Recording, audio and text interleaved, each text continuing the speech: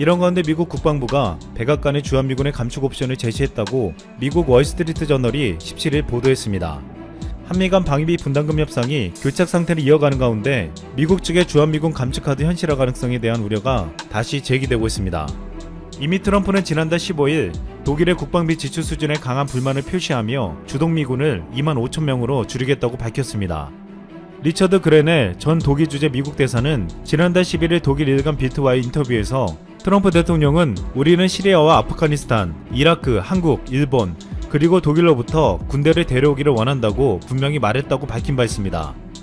현재 한미 방위비 분담금 협상에서 우리는 절대 물러서지 않고 있습니다. 한국 측이 첫 해인 올해 13.6% 인상하고 향후 4년간은 한국의 국방비 증액과 연계해 매년 약 7% 인상안을 제시했습니다. 하지만 트럼프는 1년짜리 협정으로 약 50% 인상된 13억 달러를 요구해 합의에 이르지 못하고 있습니다. 이렇게 강대강이 지속되는 가운데 우리가 트럼프의 요구를 듣지 않는다고 해도 사실상 트럼프가 주한미군 철수는커녕 감축도 쉽게 꺼내놓을 수 없다고 보고 있습니다.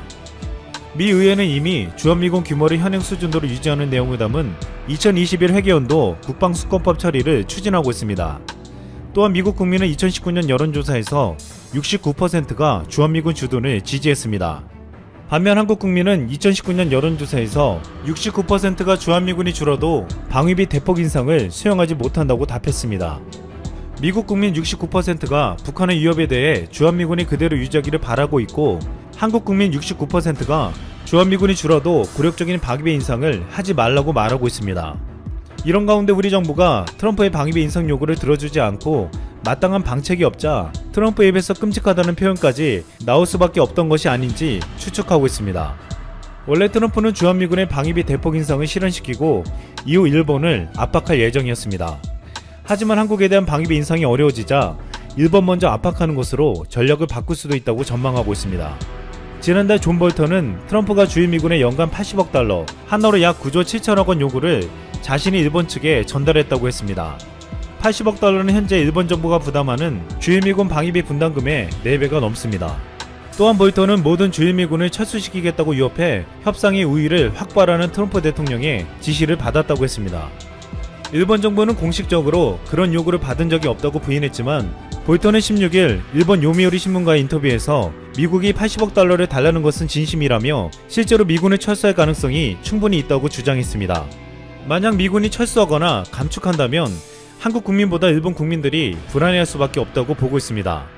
그동안 계속되는 북한의 미사일 위협은 일본 상공을 날아가고 일본의 앞바다에 떨어졌습니다. 만약 우리에게 미사일이 날아오면 전면전이 될 수 있기 때문에 항상 북한의 미사일은 일본에게 더 위협적이었습니다. 게다가 최근 차기 총리를 노리고 있는 고노다로는 이런 불안감을 더욱 증폭시켜 주었습니다. 고노다로 방위상은 북한의 미사일을 방위할 수 있는 미국의 이지스 어시어 배치 계획을 전면 철회시켰습니다.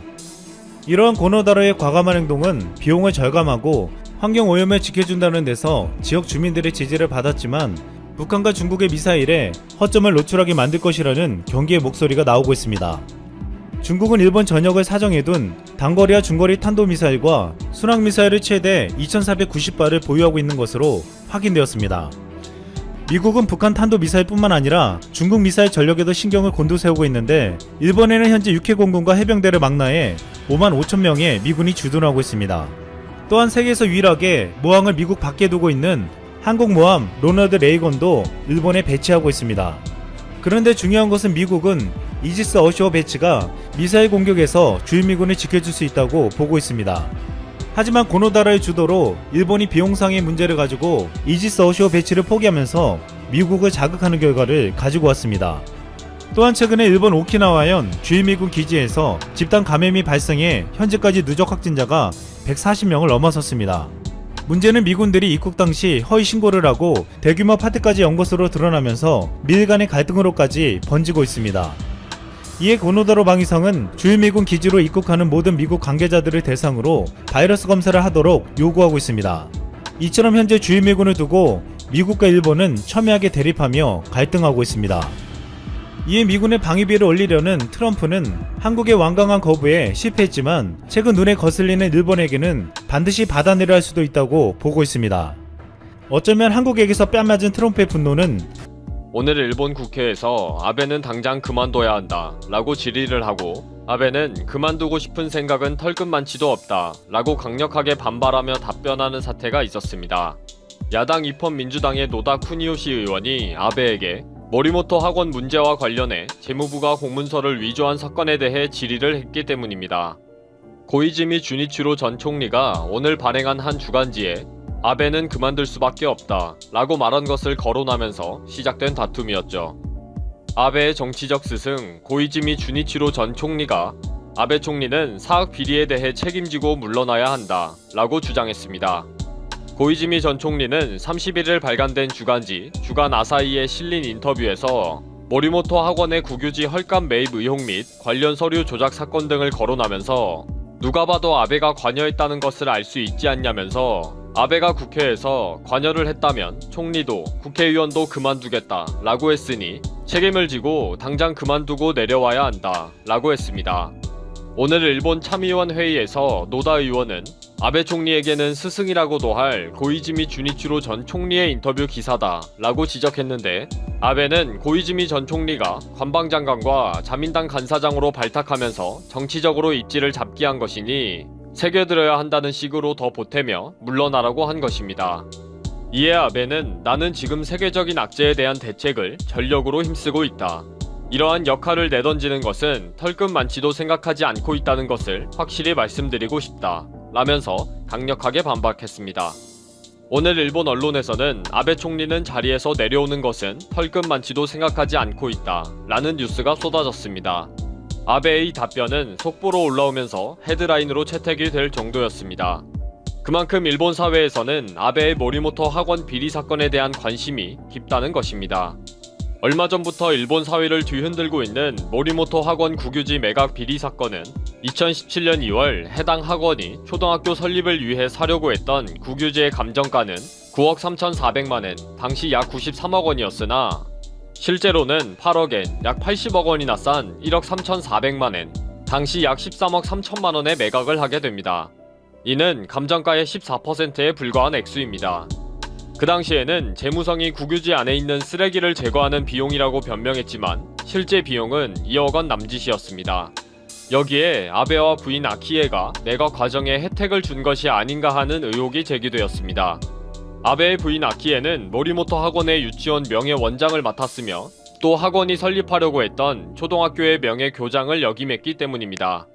아베는 나는 관여한 적이 없다. 조금이라도 관여했다면 총리직은 물론이고 국회의원도 당장 그만두겠다 라고 국회에서 답변을 했고, 그 당시 북한의 도발에 맞서는 모습을 보여주면서 관심을 돌리면서 넘어가는 듯 했습니다.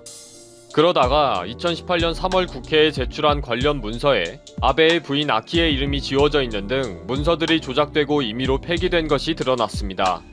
문제가 커지자 해당 문서 담당국 소속 직원이 스스로 목숨을 끊는 일이 발생하게 되고, 당시 상관으로 재무국장으로 있었던 사가와 노부이사 국세청장이 사임하게 되었습니다.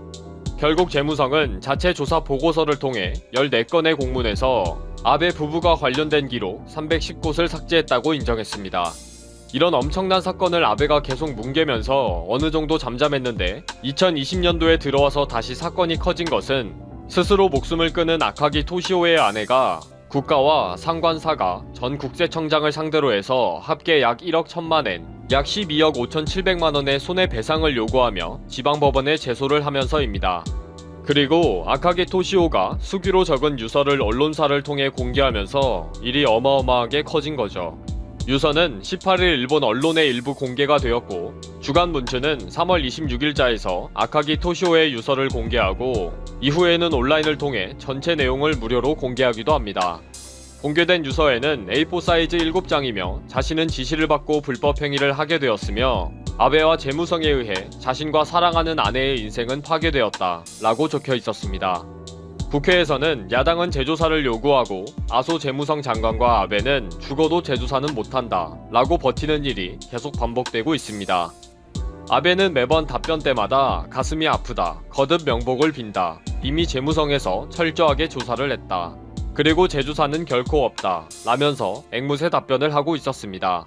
아베의 재조사는 없다는 계속되는 답변에 아카기 토시오의 부인은 아베와 아소, 너희들은 조사를 받아야 하는 대상이다. 조사하지 않겠다고 대답할 자격이 없다 라고 강력하게 반발했습니다. 그리고 아베가 마음이 아프다 라고 했는데 진정이라면 재조사를 해라 라면서 트위터를 통해 시민단체들과 연대를 하고 있습니다. 이런 말도 안 되는 범죄 비리에 대해 고이즈미 전 총리는 문서를 조작하게 된 계기는 아베 총리가 나 자신이나 아내가 관여했다면 총리도 국회의원도 그만둔다 라고 국회에서 말한 데서 시작된 것이다. 결국 책임을 져야 한다 라고 지적했습니다. 분명하게 관여를 했고 자신으로 인해 조작 지시를 받은 공무원이 억울함을 호소하는 유서를 남기고 스스로 목숨을 끊었는데도 눈 하나 깜짝하지 않는 아베의 후한무치가 놀랍습니다. 재임 중에는 재조사는 죽어도 못한다고 버틸 수 있을지 몰라도 내년 9월 임기가 끝나고 나면 분명히 재조사를 하게 될 것입니다. 책임도 져야 할 거고요. 이 외에도 아베의 비리는 너무나 많기 때문에 퇴임 이후 불려다니느라고 바쁠 것입니다.